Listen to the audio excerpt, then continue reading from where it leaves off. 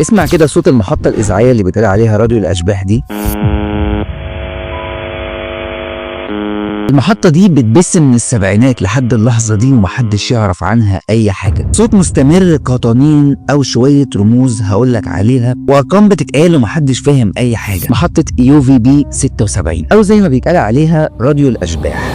سنة 1973 بدأ البث بتاعها، بس بدأت تنتشر أكتر في الثمانينات اللي الناس بدأت تسمع عنها وتسمع محطة إذاعية غريبة مش من مصدر ولا أي حد أعلن إن هو مسؤول عن المحطة دي أو اتكلم عنها. والأغرب من كده إن المحطة دي مش بتقدم محتوى أو كلام معين الناس بتسمعه، لا دي بتقدم حاجة زي طنين أو صوت مش مفهوم وشوية رموز وأرقام كل شوية تقولها ومحدش من الناس فاهمها. في الأول سموا المحطة دي وقالوا عليها إنها مجرد خطأ وأكيد الموضوع مش مقصود، وعشان كده في الأول ما كانش حد مهتم بيها، بس بدأوا يركزوا معاها وخصوصا إنها ما كانتش بتقدم كلام، كان الموضوع مجرد رموز وحاجات غير مفهومة، وكان الوقت الأكبر بيتقدم طنين بس في شوية حاجات في النص زي الرموز أو الأرقام اللي بتتقال بصوت شبه آلي، يعني مش صوت بشري، والكلام ده كل فترة كبيرة.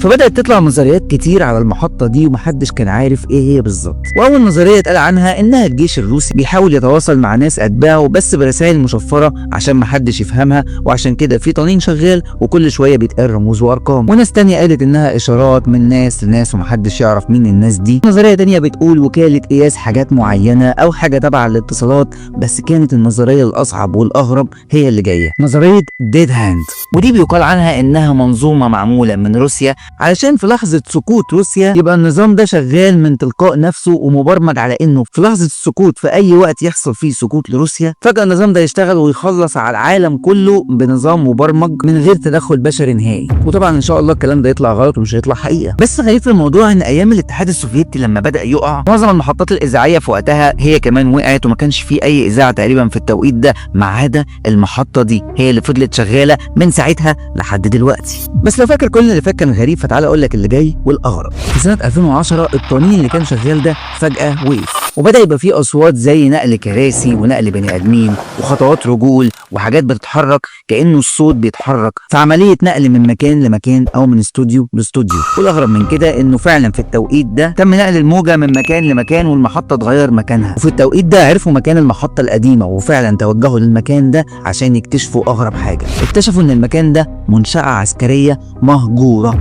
المكان ما كانش فيه حد وكان مهجور من سنين، يعني ما ينفعش اصلا يبقى فيه حد بيبث حاجه من هناك او اذاعه من هناك. لحد سنه 2020 فضلت المحطه شغاله، بس في سنه 2020 بدا الطنين اللي كان شغال يتغير لشويه جمل مش مفهومه نهائي، زي مثلا جمله كومنت ماي 85 ايجنت وشويه كلام غريب كان كل شويه يتقال من حد مش مفهوم ايه هو ومحدش عارف يترجمه. وبدات الناس تهتم بالمحطه دي جدا وما كانوش عارفين ايه هي، لدرجه ان بقى في قنوات مخصوصه بتبث الاذاعه دي، ودي قناه من القنوات اللي بتبث الاذاعه دي فعلا والاذاعه شغاله على طول. بس طلعت نظريه مؤخرا بتقول ان المحطه دي او الاذاعه والصوت اللي بيتقال فيها دي مجرد اصوات تشتيت او بطريقه معينه اصوات سيطره على العقل البشري، بحيث ان اي حد بيسمعها يقدر ان هو يسيطر على عقله بعد فتره وان هو يخليه ينفذ بعض الحاجات اللي هو عايزها بدون ارادته، يعني من الاخر الصوت ده بيسيطر على مخك من غير ما انت تحس. وفضلت التفسيرات حوالين الاذاعه دي بتتقال من نظريه للتانيه لحد اللحظه دي ومحدش عارف يحدد، ولا طلع حد من روسيا او قال معلومه معينه او اثبت اي كلام عن المحطه دي وقال ان هو مسؤول عنها.